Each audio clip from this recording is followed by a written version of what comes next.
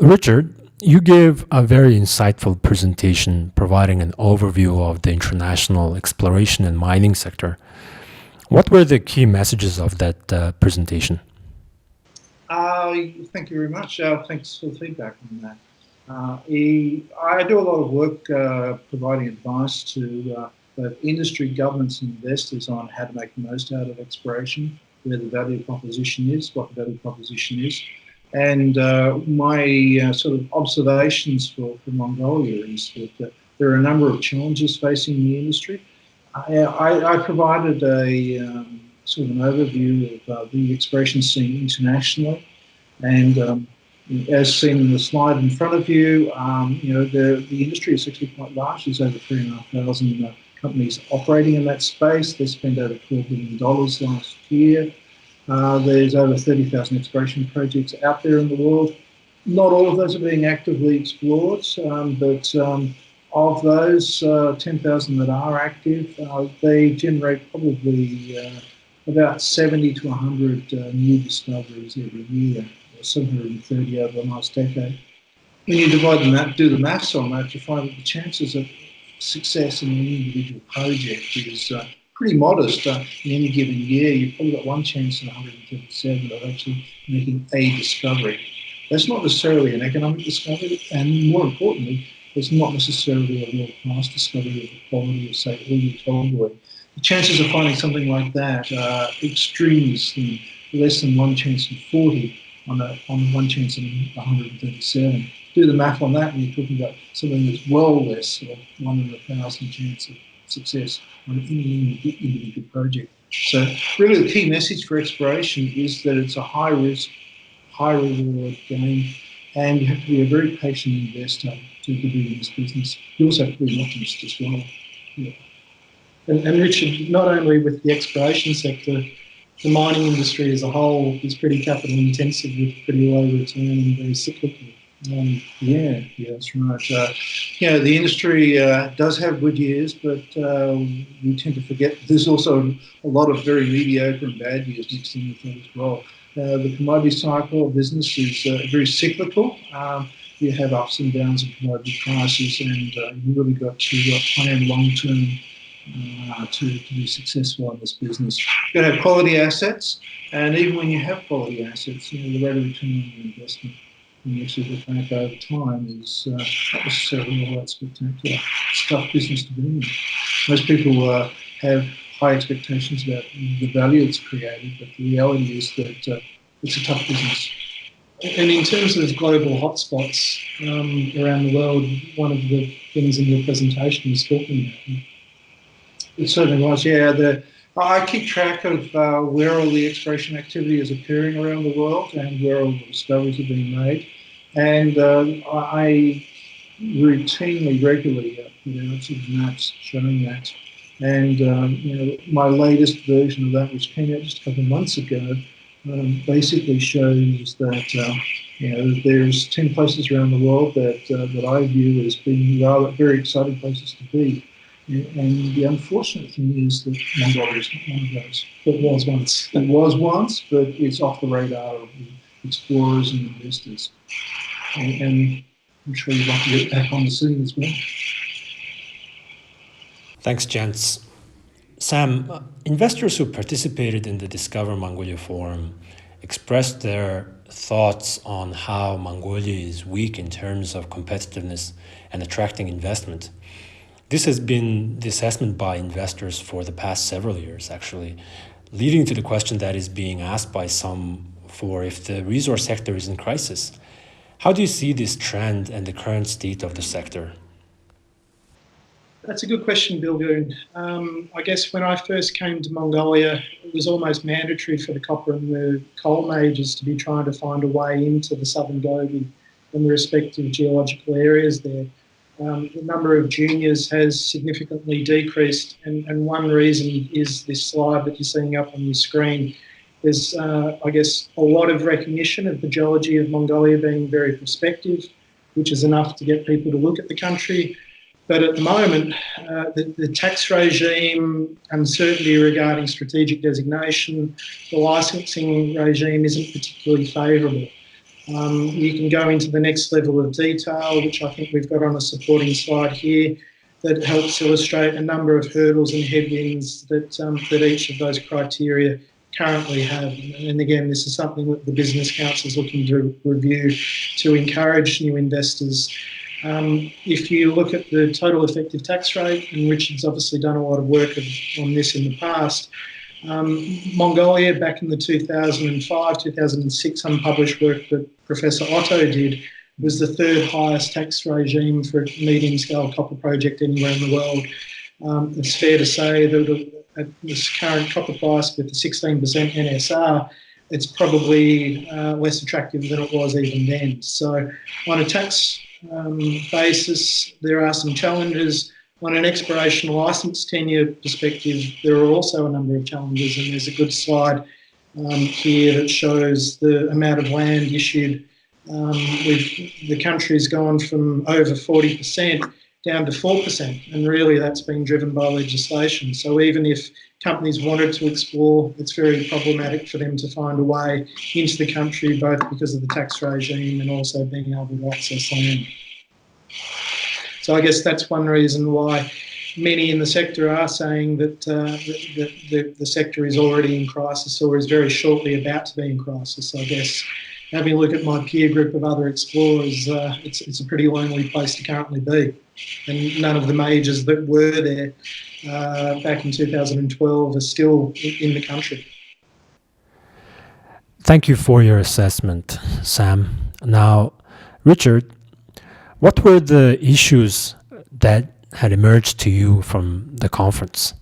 And are there any principles or lessons learned in other jurisdictions that could be applicable to Mongolia? Good question. I have looked at whether or not the industry is successful or not, and what are the key elements for that. And I noticed that there are some countries that have done very well out of growing and nurturing their mining and exploration business.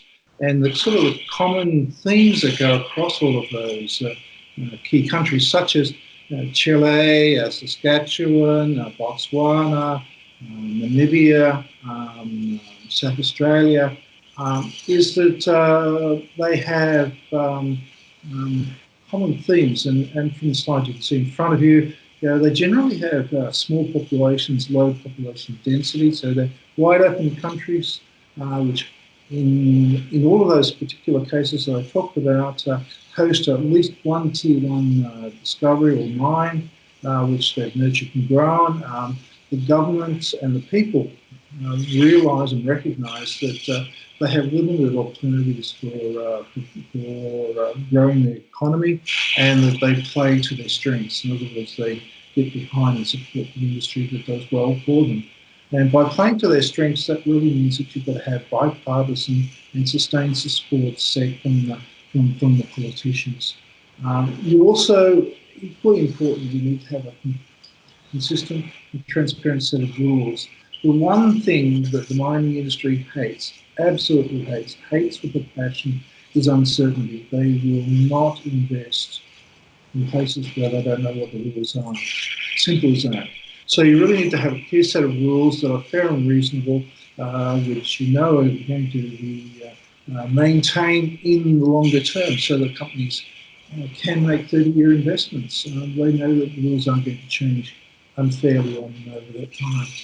And then finally, you need to have proactive support from the government to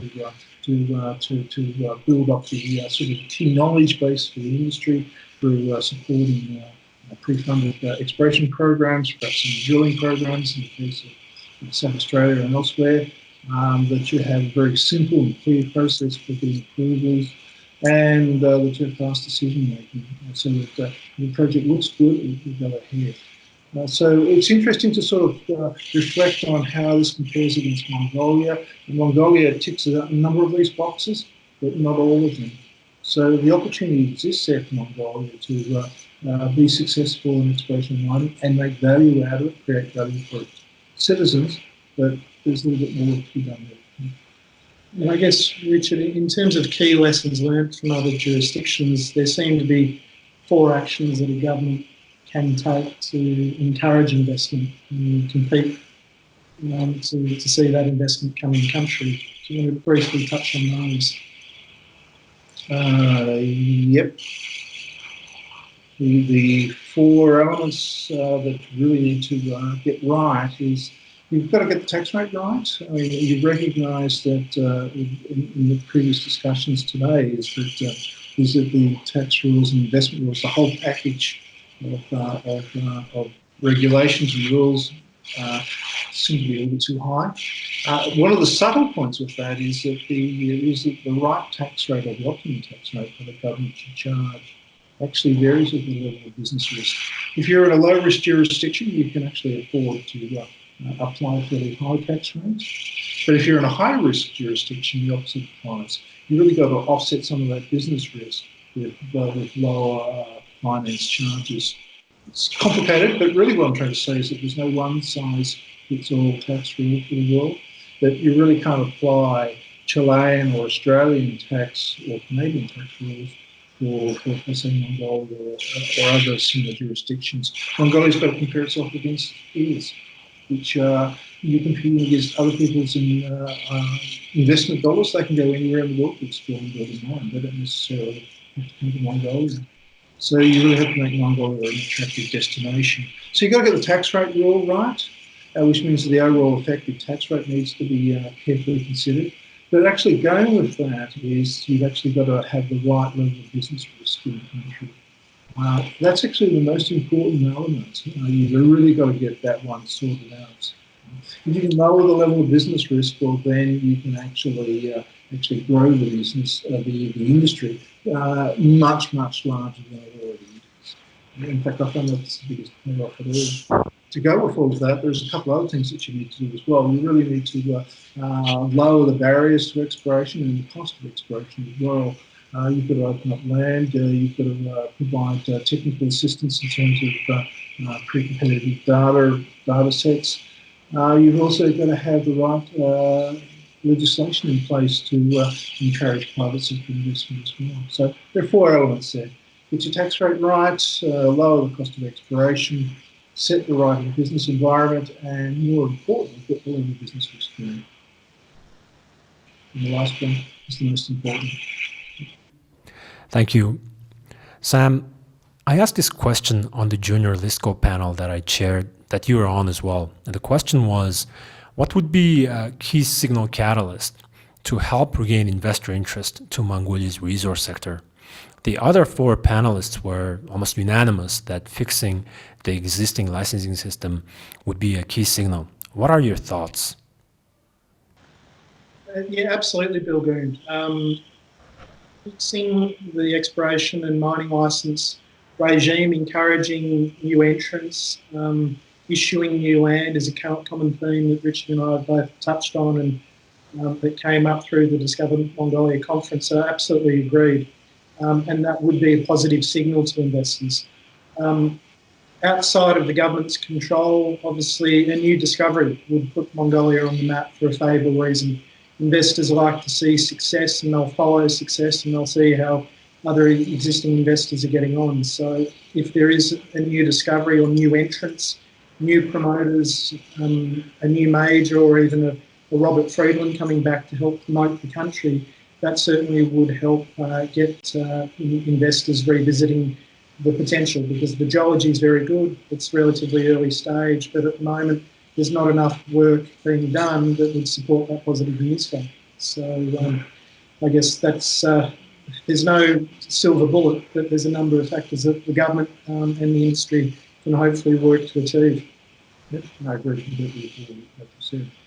And you just got to remember that less than 1 in 137 projects is going to deliver a discovery. So you've actually got to have a lot of irons in the fire. You've got to have a lot of programs out there. And my observation of what's happening in Mongolia is that the ecosystem is just a little bit too small to be able to have a pipeline to deliver a steady pipeline of new projects, which you need to generate to have that significant discovery that comes along every now and again. So the ecosystem needs to be a little bit bigger than it currently is. And growing, not shrinking. Exactly right. We're of the same mind on this. Thank you.